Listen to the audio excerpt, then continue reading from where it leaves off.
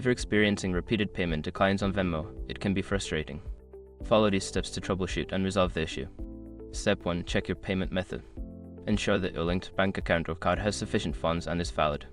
If the payment method is expired or has insufficient balance, update it with a new one. Step 2. Verify your account information. Make sure that your Venmo account information is accurate. Check your email address, phone number, and any linked accounts to ensure they are correct and up to date. Step 3. Review Venmo's policies. Familiarize yourself with Venmo's policies regarding payment limits and restrictions. If you've exceeded your limits or violated any terms, this could lead to payment declines. Step 4. Contact your bank. Sometimes, your bank may block transactions for security reasons.